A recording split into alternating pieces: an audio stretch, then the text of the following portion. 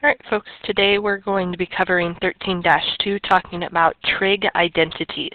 You'll need the green note card that I gave you to talk about all of the different things we'll be using throughout the class examples today. So we won't actually use the entire green note card today. The first 3 sections are going to be important. You last class watched a video over the reciprocal trig functions. Cosecant was the reciprocal of sine, secant is the reciprocal of cosine, and cotangent was the reciprocal of tangent. Up above, I just wanted to remind you of other ways we can express tangent. We know it's opposite over adjacent when we're talking about triangles, but when we're talking about the unit circle, remember it's sine over cosine, or y over x. Then if cotangent's the reciprocal, we can use cosine over sine similarly. Pythagorean theorem, I'm going to go back and explain this. We've actually seen one of these identities before, but it's been quite a while. Okay, so just to start out here, we're going to look at the regular Pythagorean theorem we know, and because we're using sine and cosine, I'm going to go back to the unit circle. Remember, all of the points along the unit circle can be represented by the ordered pair cosine, comma, sine. So if I make a triangle out of this, and it really is the unit circle, that means the hypotenuse is 1. This link going up and down would represent the sine value. Going left and right would be the x or the cosine value. And then when subbing in for a squared plus b squared equals c squared, we've got sine squared plus cosine squared equals 1 squared, which is just 1. And these can be flipped around because addition is commutative. But there were 2 other identities on that same section under your Pythagorean that I want to talk about where they come from. Okay. We can manipulate equations in a lot of different ways. The 2 that are on your green note card come from taking every piece in the equation and dividing it by something that makes nice things happen for us. So as I go through here, I'm just going to multiply or divide by sine squared on all of the pieces. The first one would reduce to 1. Then this, if you look up above at your quotient that we just talked about, when cosine is on top and sine is on bottom, that's cotangent. But because both of these are squared, we'll call it cotangent squared. Then, using that same idea with our reciprocals, we know 1 over regular sine is cosecant, so 1 over sine squared would be cosecant squared.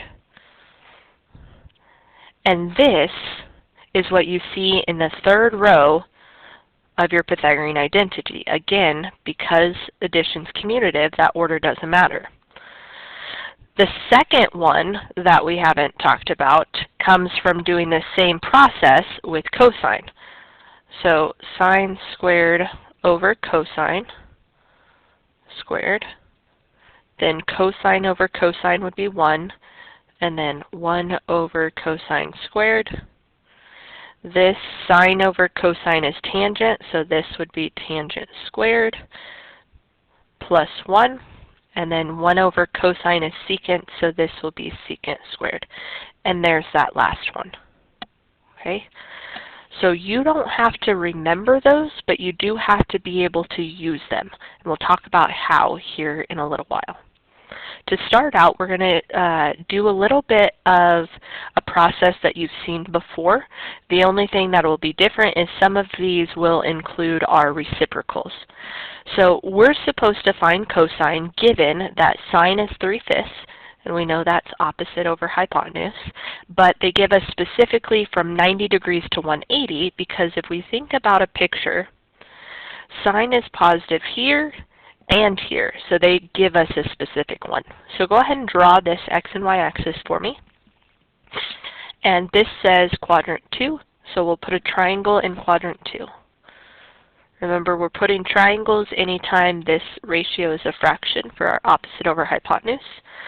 Then angle is always at the corner, opposite here, hypotenuse here, and then we just have to solve for the missing side. Okay, I'm hoping we can do a lot of this without too much trouble. If you need to write stuff out, feel free. X squared plus 3 squared equals 5 squared. So I've got 25 minus 9 is 16, and the square root of that is 4. Now, one thing I want to point out here, I'll go ahead and write it for this one. We've got x actually equaling plus or minus 4.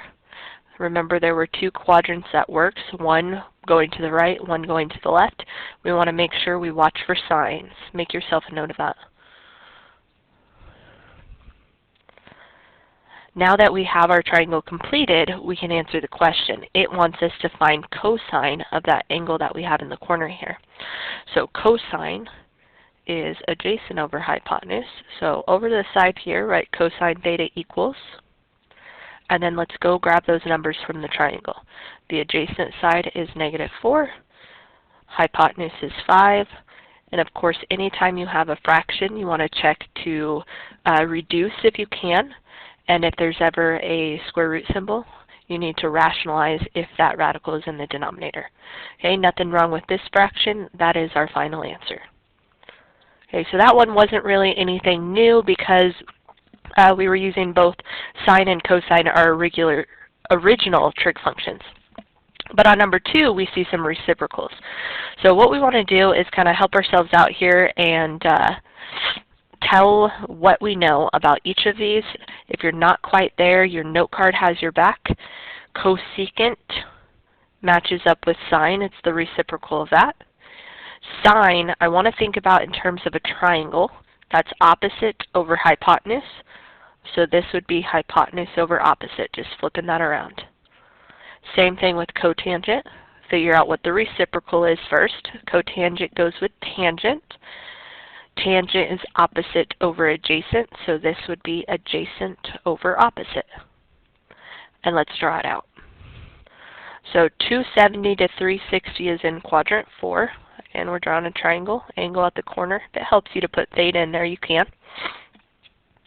And then the adjacent side is 1, and the opposite side is 4. Because our fraction was negative, one of these has to be negative. We're going to the right and down, so we put the negative with the 4. Same process, solve for this missing piece. Write it out if you need to. 1 squared plus -4 squared. When you square a negative, it's a positive 16 plus 1, so this would be the square root of 17. We can't simplify that, so you leave it alone. But again, we want to watch the plus or minus. We took care of the sides. Here, because it's the hypotenuse, it's saying positive. Hypotenuse is always positive. All right, last step, we're just going to figure out what cosecant looks like. So we've got our fraction already set up. We want hypotenuse on top. That's that square root of 17 that we got. And we want the opposite side on the bottom. Looking at this fraction, we have a radical on this one, but it's not in the bottom, so this is okay as well. All right. Another one here. Cosine is one of our regular ones, no problem with that. Tangent's also one of our regular ones. So this one shouldn't be too bad. Again, we want to figure out what quadrant we're in. 180 to 270 is in quadrant 3. Okay, I want you to pause the video and see if you can finish this one for me.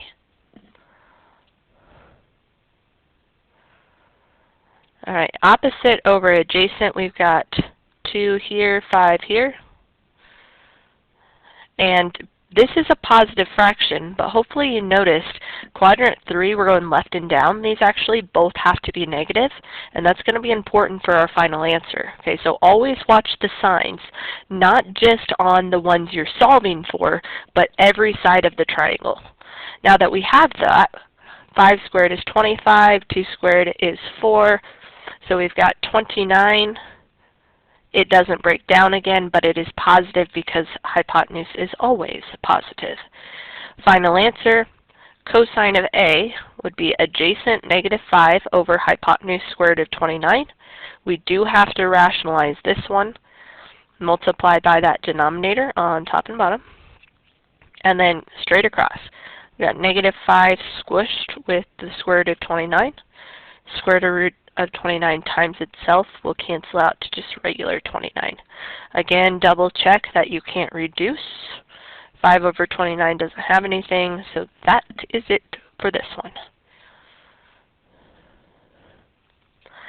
The next thing that we're going to do is kind of not just use the Pythagorean, but use all of those things we talked about at the very beginning. And we're going to talk about simplifying expressions. So if you look through this rest of the front page here, some of these expressions are a little bit messy. They've got multiple terms, addition, subtraction, multiplication, a lot of different operations happening. When I ask you to simplify, I want one expression at the very end, okay? That's how we know we're done. So what we want to do is talk about some strategies on how to simplify this. When we see subtraction and division, how do we know which one to do first, and so on. So we're going to go back just for a minute and talk about the note card and the things that show up on it. So both the quotient and the reciprocal have single expression terms, okay? Whereas the Pythagorean has 3 terms involved with squared. All 3 of these are perfect squares. There's a plus happening on all of these, which means what we're going to kind of do when we go through these different expressions, if we see a single expression, no plus or minus, we want to use one of these things to substitute with. But if we see a squared with plus or minus, we want to try to substitute with the Pythagorean identity. Okay, so I'll show you what I mean on this very first one. We see cosecant squared minus cotangent squared. Because these are both squared, we can look on the Pythagorean identity. There were 3 different options, and we want to find the one that uses these 2 expressions. Okay, hopefully you can see it's that last one, and I'm going to go ahead and write it out. You don't need to. You have your note card in front of you. From here, though, we need the cosecant and the cotangent to be subtracted or to be on the same side. So what we're going to do is manipulate this and just move stuff around and see if we can make it look like that to be able to substitute. So we want cosecant minus cotangent. Well, if we move this to the other side, it would be minus since it started out positive.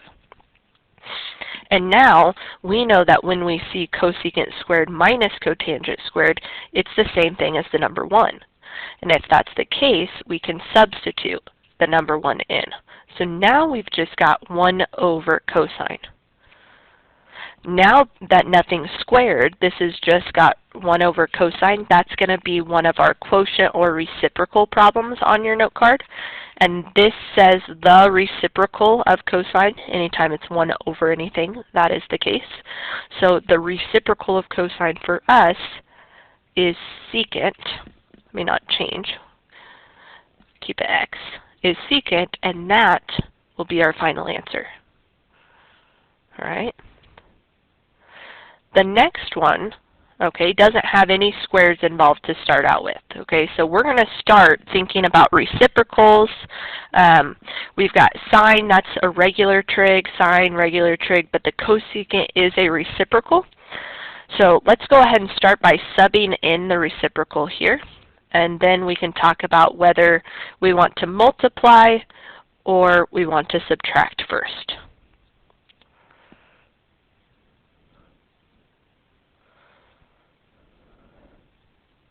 All right, the 2 operations here, when we see something with parentheses, we almost instinctively try to distribute, and a lot of times that's going to be helpful for us. But there's really another option. If we can, there's also a possibility for us to just subtract these. Well, with 1 over sine and sine over 1 not having a common denominator, we could subtract them by getting 1, but it's not set up easily to do so.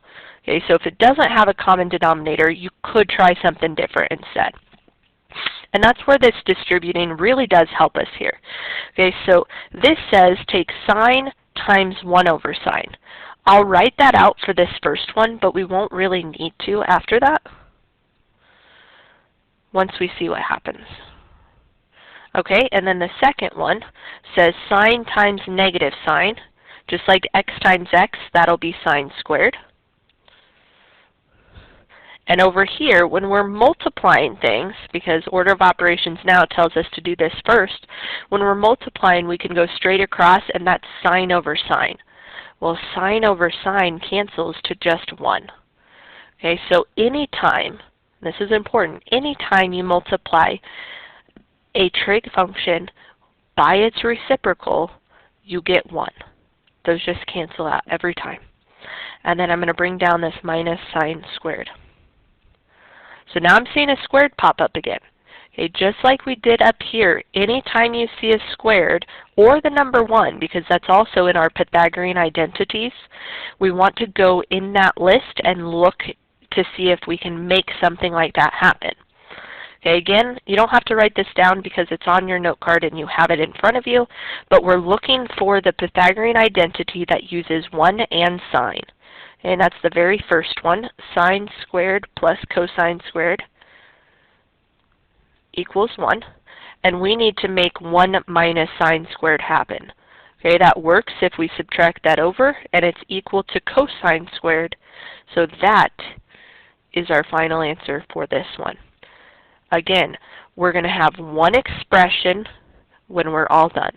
That expression could be squared. That expression could be negative. That expression could have some sort of coefficient on it. But I don't want to see sine and cosine together. You should end up with just one trig item when you're done. All right, let's try this one. Okay, so again here we've got 3 separate pieces, but none of them are squared, so it might be a good idea to substitute with the reciprocals first. So cosecant is the reciprocal of sine. We'll call that 1 over sine. Here, cosine is a regular one, so I'm going to leave it alone. And cotangent we have 2 options for. Okay, we could call this 1 over tangent, if that's helpful, or we could use the quotient option. That would be cosine over sine. And you're going to choose based on what you see in the other part of your problem. Since I see sine and cosine in that part of my problem, I'm going to use this one, because usually that makes nicer things happen. All right. Now we're going to do order of operations. We've got subtraction here, multiplication. We do have some fractions that are division. But in general, we want to make sure we multiply these before we try to subtract, so we'll smush them. If it helps you to write over 1, that's great, but we have to do these first. Bring down your 1 minus sine. Okay, hopefully you've noticed I've been putting the x or the theta on all of these. You have to have that there. You can't leave it just sine, cosine, or tangent. It has to be with an argument. Then straight across, because nothing cancels here, we've got 2 cosines, so that's cosine squared. And on bottom, just sine. Okay. Well, I see some stuff squared again, but the subtraction, we got to make sure that it's a single kind of move together here. So we have to go ahead and combine these. And because we have a common denominator, this won't be too difficult. I just want to remind you, we do this with regular numbers often. If we see something like 3/4 minus 1/4, we just call it 3 minus 1 over the common denominator to force and reduce. So what we're going to do here is the same thing. If you have a common denominator, it stays. You don't do anything with it. You just smush the top parts with whatever sign is in the middle. So 1 minus cosine squared for us. Okay, now that we've had practice with a couple of the squared items, I want you to pause the video and see if you can simplify it from here.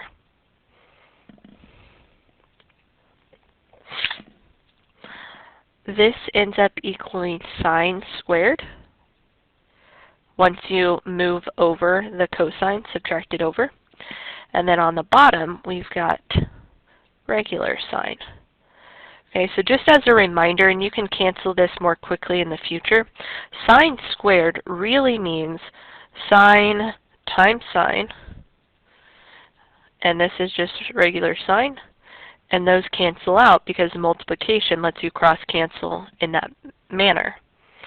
Okay, what I like to do instead of rewriting it is just play the where are there more game. So there are two signs here, there's only one here, so there is one more on top. So I can cancel that out and just leave it as that sine x for my final answer.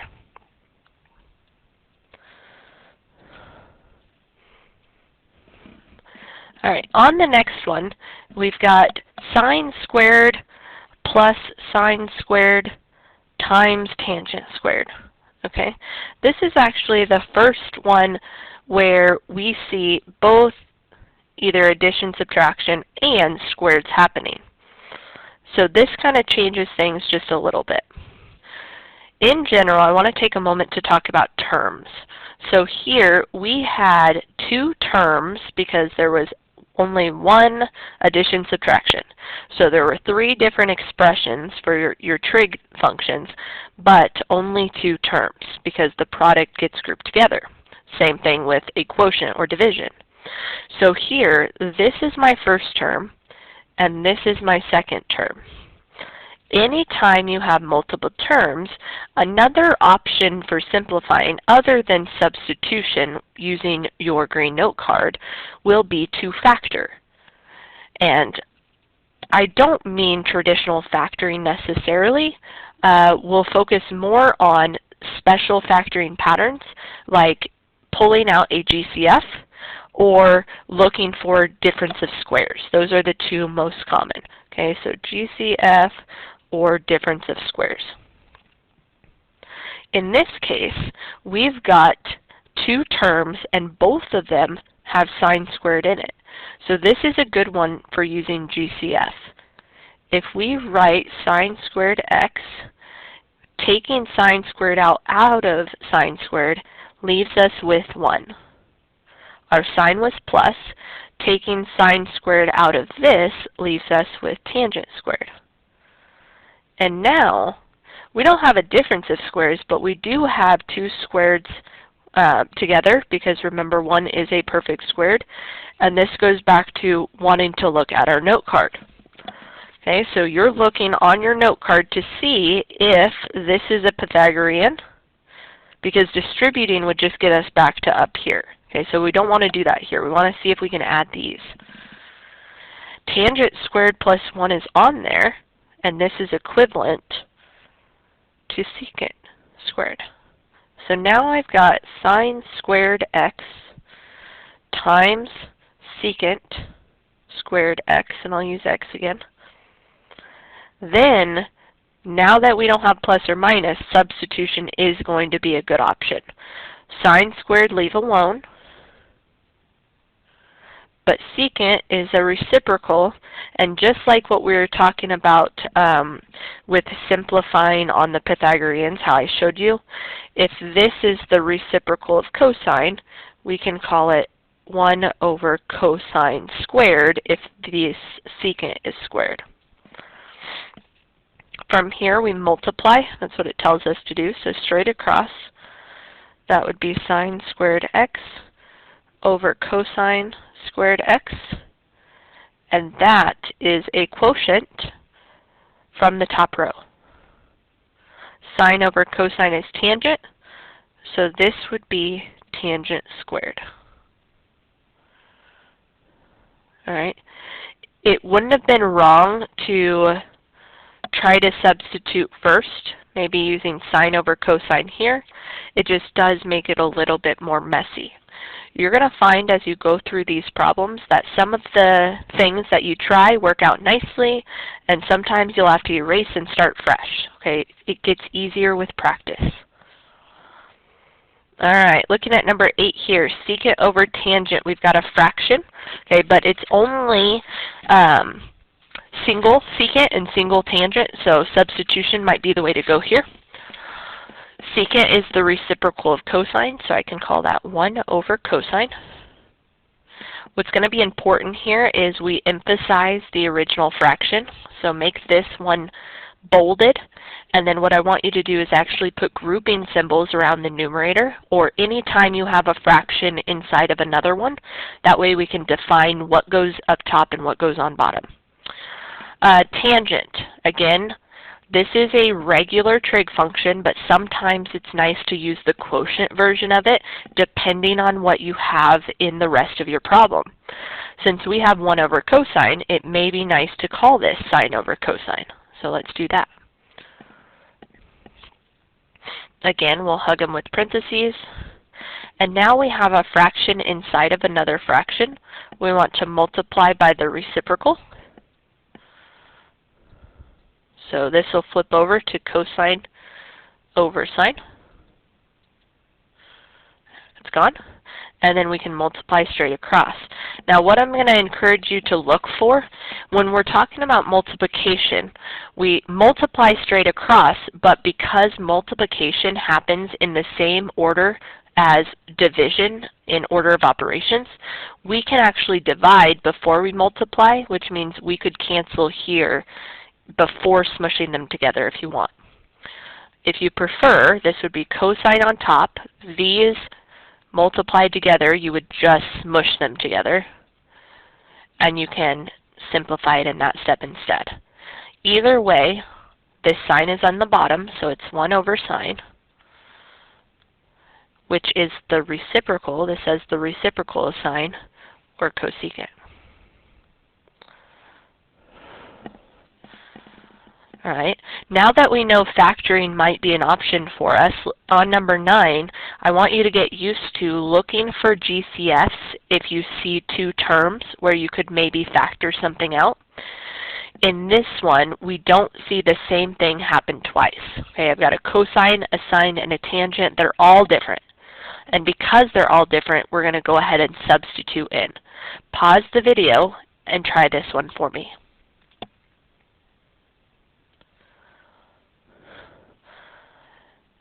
Cosine and sine, I would probably leave alone, and then tangent call sine over cosine.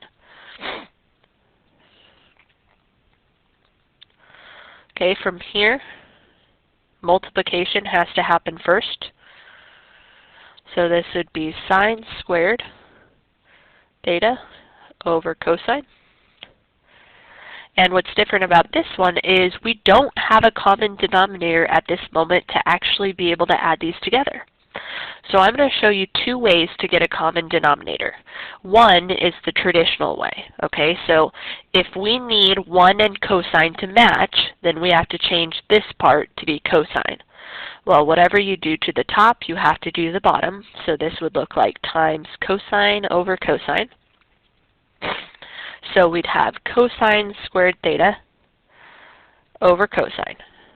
And then we're able to combine it with the second part because it already looked like cosine. That's option 1. Option 2, okay, focusing on just what we had before, I'm going to show you something that is fair game when you don't have a common denominator that will always work, but isn't necessarily always reduced. So do be careful with that. So what you can do to get a common denominator is take the cosine, whatever's at the top left, times the bottom here. So that would be cosine squared. Then copy the sign you see in the middle and do the same thing with the other cross. So 1 times sine squared is sine squared itself. And your common denominator would just be the product of these 2 things. So in this case, these are equivalent because remember we said when there's a common denominator, you grab that common denominator and then just smush the top things together with whatever sign's in the middle. So ours was cosine squared plus sine squared. All right, so your choice, whichever method you like there. Sometimes this method's going to be better for us. Sometimes this is going to be faster like it was here. From there, we've got cosine plus sine squared. So that's a Pythagorean, or we hope. Order switched around, but it's addition, so that doesn't matter. And then 1 over cosine is one of our reciprocals. Looking at your note card, if you don't remember, that we can call secant. All right, that about covers everything that you'll need to know to be able to do the homework. In class, we did some partner work on the rest of these problems. I would encourage you at least to try some of the ones from 12 on, and come see me if you have any questions.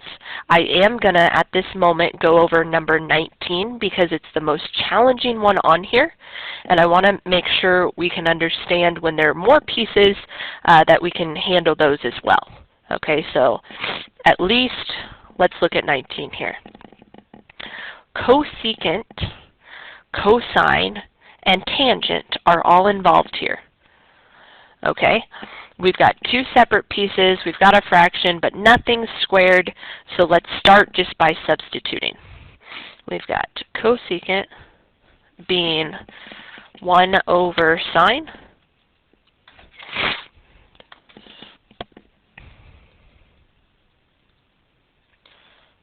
Okay, and I'm actually going to show you something that you have the option to do here. You can keep this as cosine, dividing by cosine, but in general, and I'll compare this to a problem we did a little bit ago, in general, at this point you have to multiply by the reciprocal. So what you can do for any problem that starts as a fraction and you know you're going to put another fraction inside of it, either on top, on bottom, or both, you can immediately multiply by the reciprocal of that thing. Now, I'll actually start usually by writing the reciprocal as whatever it goes with. So the reciprocal of cosine is actually secant, and I will substitute after that. Okay, but you're welcome to call that 1 over cosine. So then we've got 1 over sine times 1 over cosine. And because this has sine and cosine, let's not leave that as tangent. We'll call it sine over cosine from our quotient. Okay, from here, remember order of operations. You have to do multiplication first. So we've got to straight across multiply those. So this would be 1 over sine cosine, just smush them, and then minus sine over cosine. So this is a very similar problem to what we were doing. The only thing that's different for this is we have to get a common denominator, and this had two pieces already in it. When that's the case, if you ever see something shared in both of the denominators, I'm going to encourage you not to do the cross method because it's going to add extra work. I told you that cross method sometimes doesn't give you the reduced version. So instead, we're just going to do this one the old-fashioned way. We need these to look the same, so we have to multiply this by sine. What you do on top, you have to do on bottom.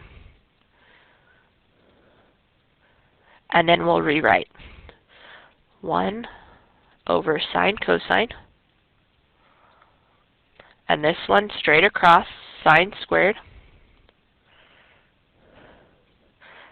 And this is cosine sine, but it's equivalent, so I'm going to write this in the same order as the other one. And then we can say 1 minus sine squared now that we have a common denominator.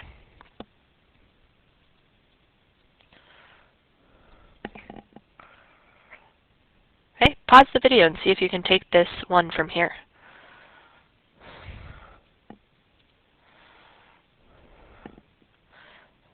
This is another Pythagorean, cosine squared, because we've got only one thing on the bottom and one term on the bottom, or on the top and the bottom as well. These can cancel. You've got 2 up top and 1 on the bottom, so this goes away completely, and we're left with just 1. Then we have cosine over sine. Cosine over sine is cotangent, and that's that. All right, you can expect to have a homework quiz over this lesson next class. So be sure, if you're stuck on any problems on your homework, that you come see me for some help. Some are a lot more challenging than others, and some are really quick hits.